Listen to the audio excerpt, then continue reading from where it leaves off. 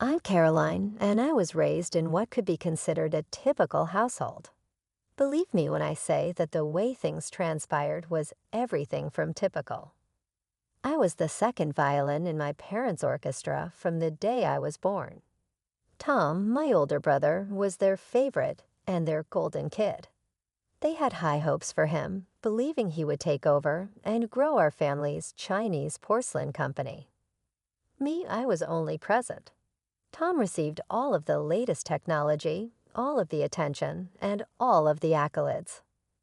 The most recent iPhone, it was Tom's. The most recent gaming system, Tom's awesome invitation to a party, Tom is leaving. Me.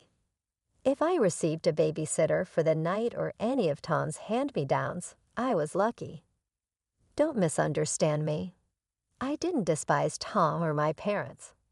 They were simply incomprehensible to me. They were constantly striving to be more important, wiser, or wealthy than they actually were. With them, looks were everything. At family get-togethers, Mom would hiss, "Caroline, get up straight. And for heaven's sake, be happy." What are people going to think?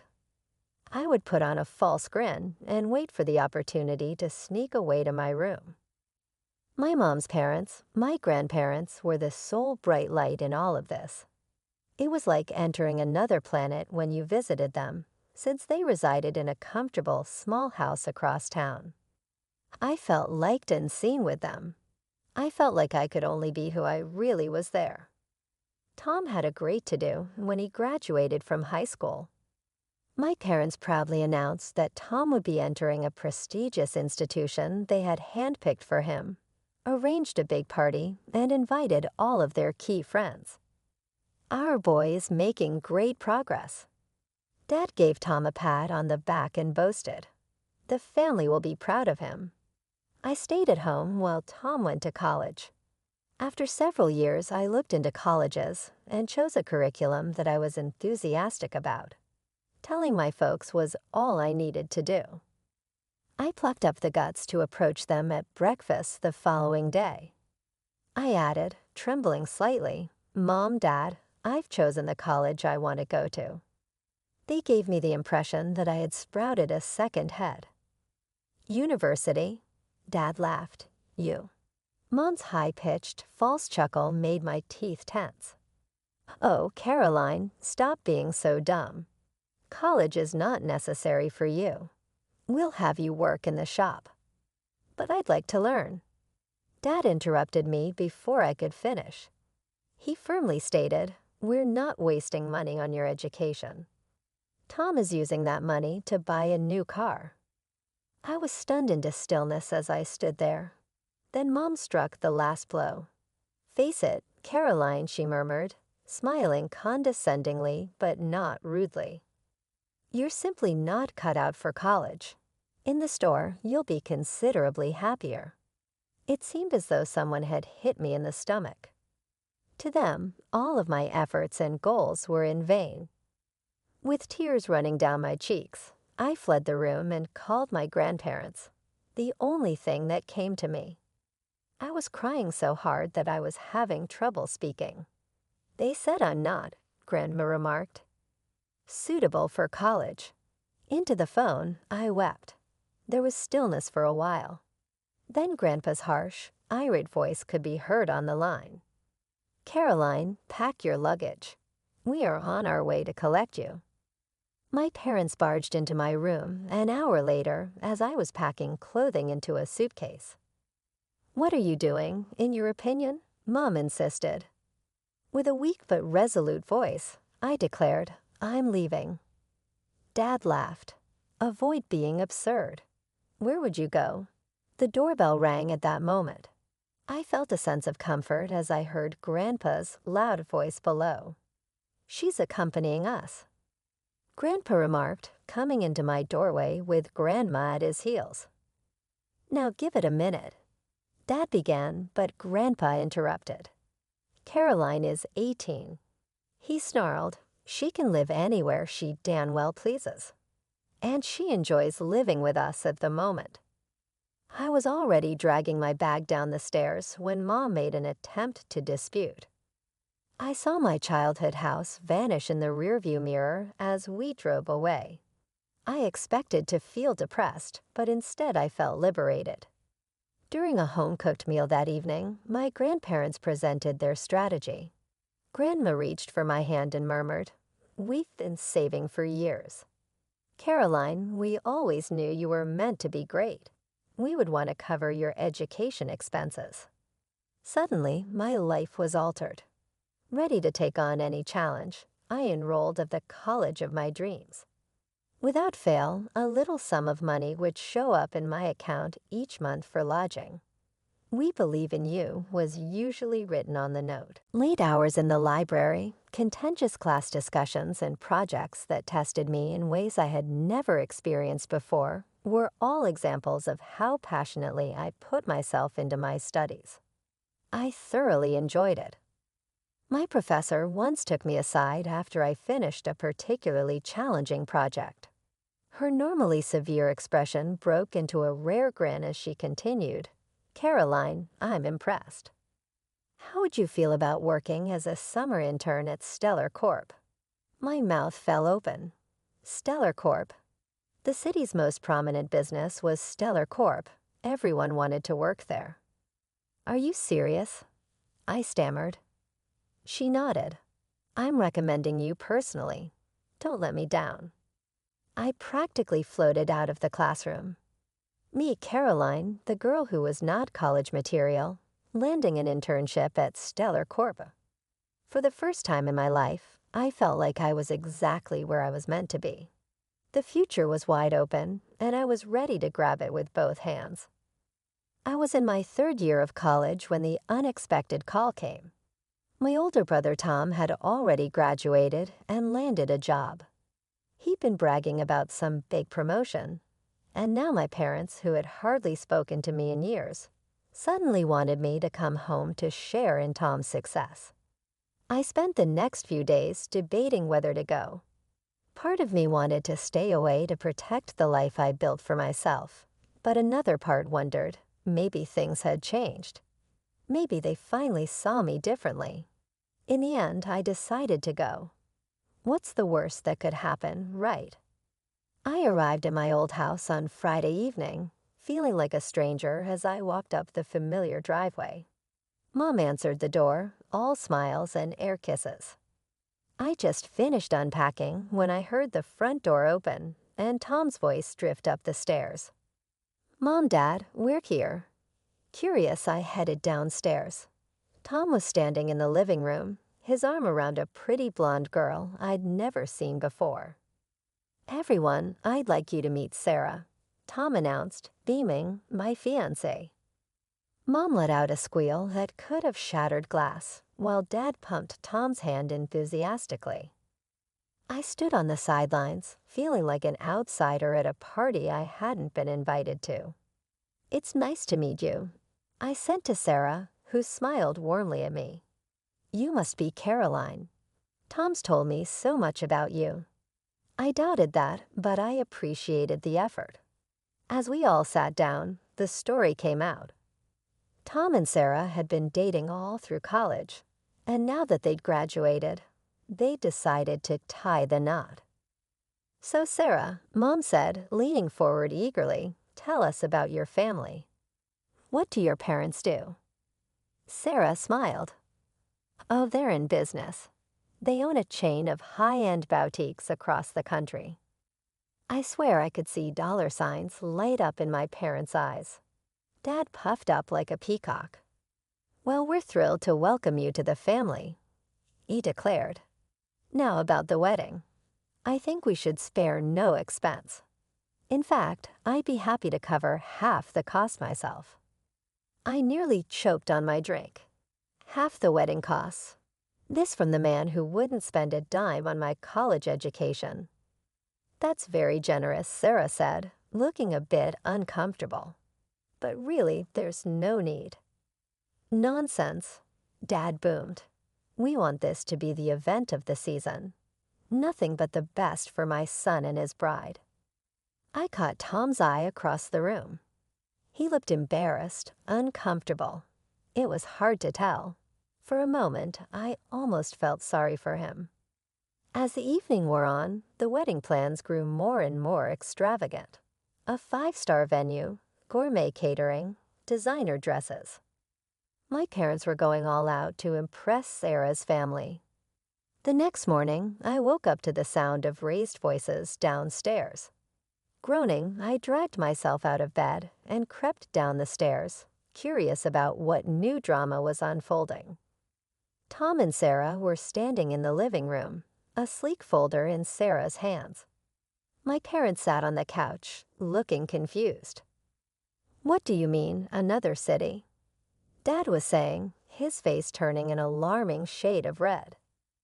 Sarah opened the folder, revealing glossy photos of a stunning beach resort. "We've always dreamed of a destination wedding," she explained, her voice excited. "Look at this place. It's perfect." I watched as my father's eyes bulged at the price list Sarah handed him. This is ridiculous," he spluttered. "It's 3 times what we discussed." "But Dad," Tom argued, "you said you wanted the best." "This is the best."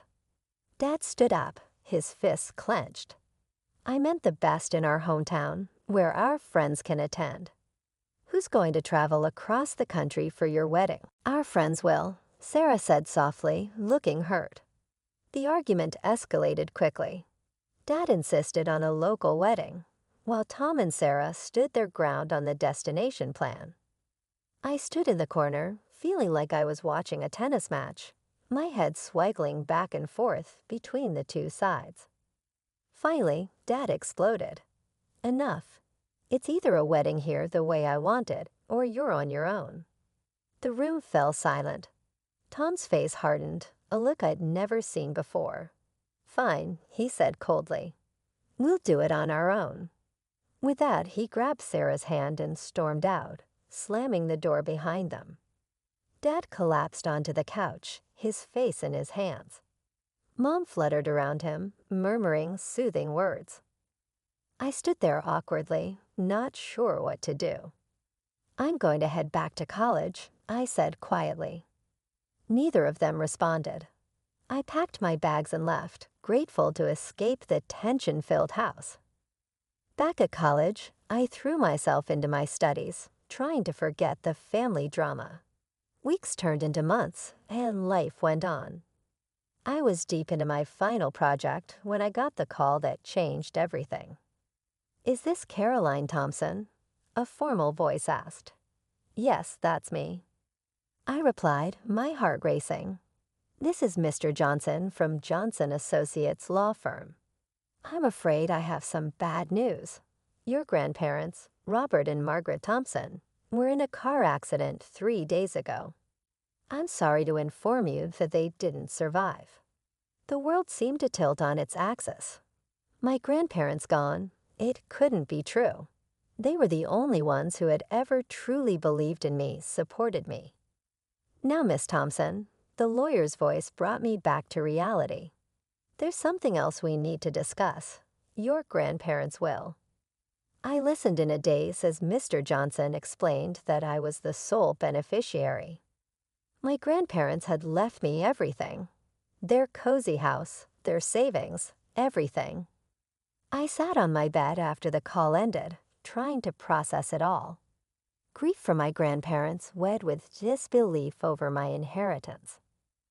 I was now the owner of a house and had a substantial amount of money in the bank.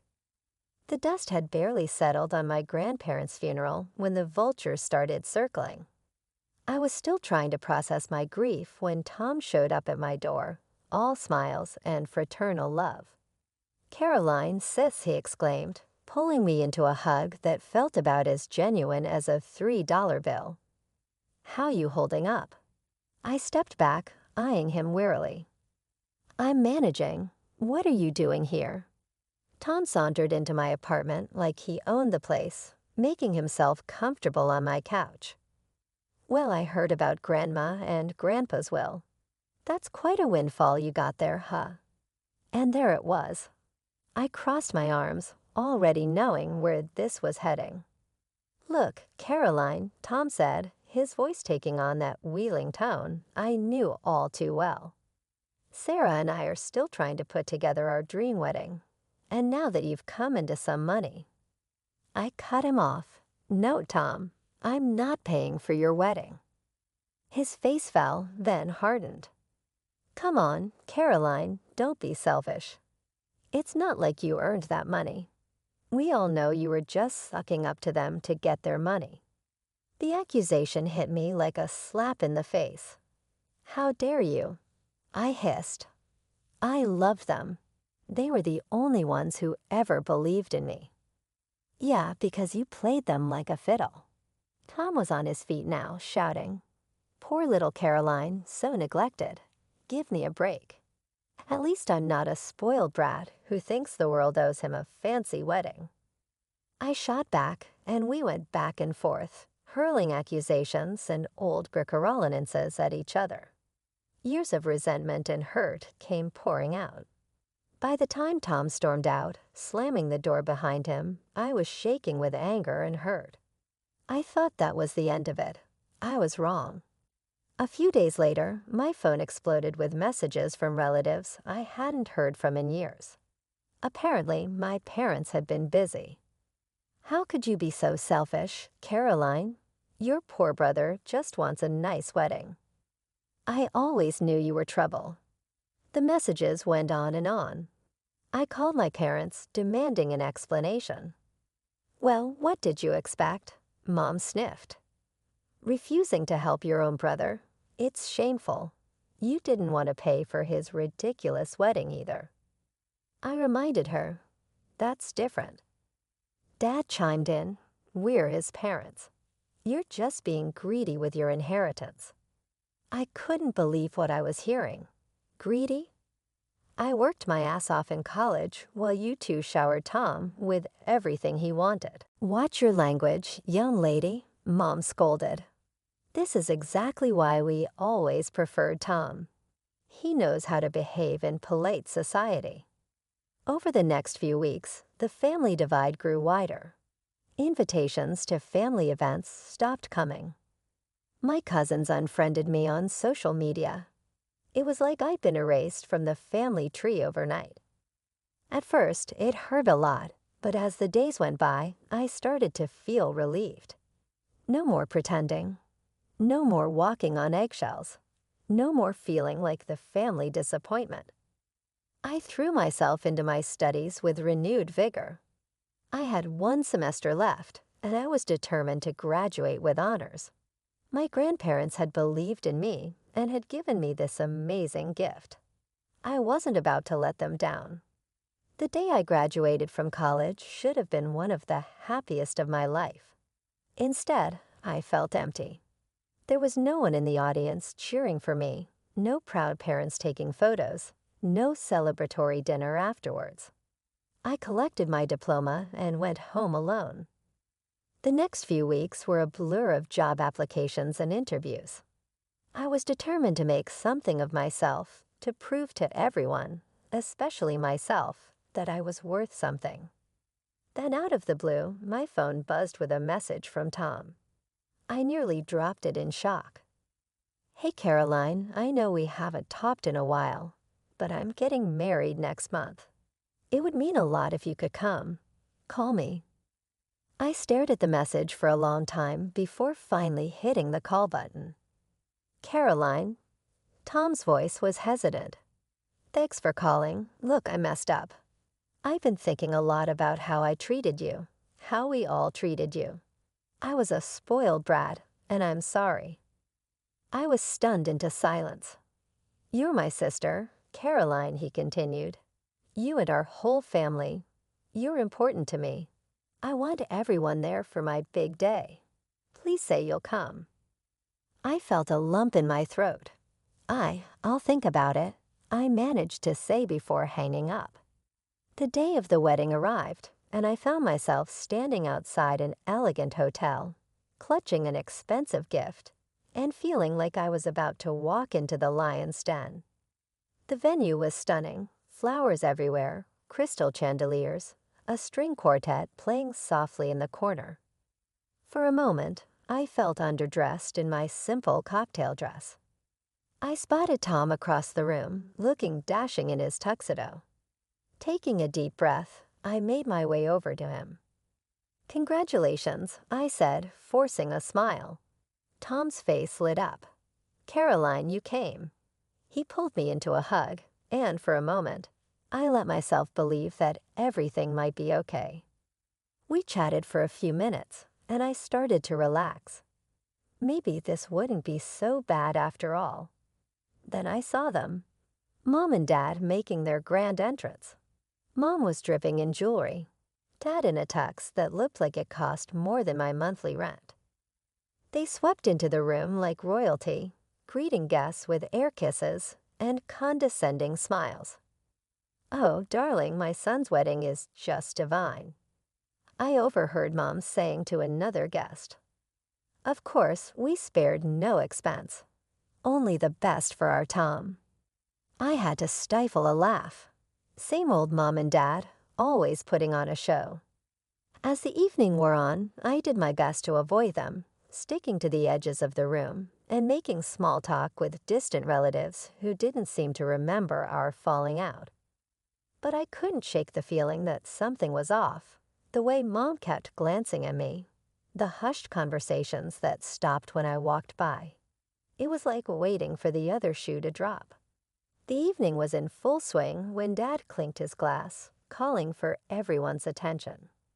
"It's time for the family toast," he announced, beaming with pride. My stomach dropped. I hadn't prepared anything, but before I could protest, Mom was dragging me toward the stage. I stumbled after my parents, feeling like a lamb being led to slaughter. Dad started the speech, his voice thick with emotion. "Tom, Sarah, we couldn't be prouder. Your love is an inspiration to us." Mom chimed in. "We've always been a close-knit family, supporting each other through thick and thin." I stood there, trying to keep a neutral expression, wondering what alternate reality they were living in. Then Dad dropped the bomb. "In fact, we love Tom so much that we took out a substantial loan to pay for this beautiful wedding." Wait, what? I thought they'd refused to pay for the destination wedding, but Dad wasn't finished. "Of course we won't be paying back that loan ourselves. No, our wonderful daughter Caroline has generously offered to cover it." I stammered. The world seemed to tilt on its axis. I felt all the blood drain from my face as every eye in the room turned to me. What? I stammered, my voice echoing through the microphone. There must be some mistake. I never agreed to that. Mom's hand clamped down on my arm, her fingernails digging into my skin. "Smile and agree, dear," she hissed through clenched teeth. But I was done playing along. I wrenched my arm free and stepped up to the microphone. "I'm sorry, but this is the first time hearing about any loan. I never agreed to pay for Tom's wedding." The room erupted into shocked whispers. I saw Tom and Sarah exchanging panicked glances. "Caroline, darling," Mom said, her voice sickly sweet as she tried to salvage the situation, "don't be modest. We all know how generous you are with your inheritance." That was the last straw. Generous? You mean the inheritance you all tried to guilt me out of? The one you said I didn't deserve? Dad tried to grab the microphone, but I held on tight. "I'm sorry, but I won't be paying for this wedding. I wasn't even consulted about it." "You ungrateful little bastard." Dad snarled, forgetting the microphone was still on. His words echoed through the ballroom, causing several guests to gasp. Mom's carefully cultivated mask of politeness crumbled. "We should have thrown you out on the street years ago. You're worthless. You hear me? Worthless." I stood there, shock and hurt warring inside me. Then a calm settled over me. Without another word, I handed the microphone to the wide-eyed DJ and walked off the stage. As I made my way through the stunned crowd, I heard my parents' voices behind me. alternating between apologies to the guests and more insults hurled at my back. I made it to my car before the tears started. As I drove home, my phone exploded with messages, some supportive, most accusatory. I blocked them all. At home, I double-locked the door and sank to the floor, my mind reeling. Had this all been a setup? Had Tom's apology just been a ploy to get me to pay for his wedding? I felt sick, betrayed, angry. But underneath it all, there was a small spark of relief. The mask had finally come off. There was no more pretending, no more hoping for a family that clearly didn't want me. I woke up the next morning feeling like I'd been hit by a truck. My eyes were puffy from crying, and my head pounded with the mother of all headaches. I was contemplating spending the entire day in bed when there was a knock at the door. Peering through the peephole, I was shocked to see Tom standing there, looking as rough as I felt. "Caroline, please," he called through the door. "I've been trying to reach you all night. Can we talk?" Part of me wanted to tell him to go to hell, but curiosity won out. I opened the door a crack, eyeing him warily. "What do you want, Tom?" He held up his hands in surrender. To apologize and explain. "Please, can I come in?" Against my better judgment, I let him in. We sat at my small kitchen table, 2 cups of coffee between us like a peace offering.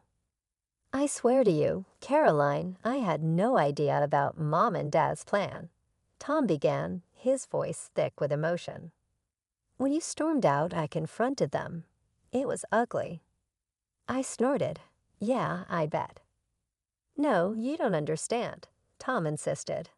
"Sarah and I, we never asked them for money. We were paying for the wedding ourselves. This whole loan thing was all their idea. They wanted to look good in front of Sarah's family." I felt a weight lift off my chest. "So you didn't set me up?" "God, no, Caroline. I meant what I said before the wedding. I want to make things right between us." As Tom talked, I saw a side of him I'd never seen before. He told me how Sarah had opened his eyes to how dysfunctional our family was, how her parents treated their children with love and respect, not as pawns in some social climbing game. "Sarah's parents are loaded," Tom said with a wry smile, "but you'd never know it. They're the most down-to-earth people I've ever met. When they heard what happened, they offered to pay off Mom and Dad's loan." "What?" "No, they are unable to accomplish it." I objected. Tom extended his hand. "Don't be concerned. I'm going to reimburse them in full. However, they wanted to do this for us, to give us a fresh start free from the drama of our parents." Tears began to form in my eyes, but they weren't tears of annoyance or rage for once. "Now what?" I inquired. Tom grabbed my hand from across the table. "We now begin over as a true family. Caroline, Sarah, and I want you in our life without any conditions." For what seemed like the first time in our lives, we really chatted for hours on end. I thought I had my brother back by the time Tom departed. The months that followed flew by. I threw myself into my work with a zeal I never realized I possessed after landing a position at a marketing business. Tom and Sarah became frequent visitors to my home for movie evenings or dinners. Tom and Sarah arrived at my door with identical smiles one bright afternoon. "We have some news." I'm practically bouncing with excitement, Sarah added. "You will become an aunt." With a shriek, I gathered them both into an embrace. I couldn't help but be amazed at how much had changed as we celebrated. When our parents learned about the baby, they attempted to re-enter our life, but Tom and I refused to back down. We had had enough of their theatrics and trickery. Although separating from them wasn't easy, we now have each other, and sometimes the family you select is more resilient than the one you were born into.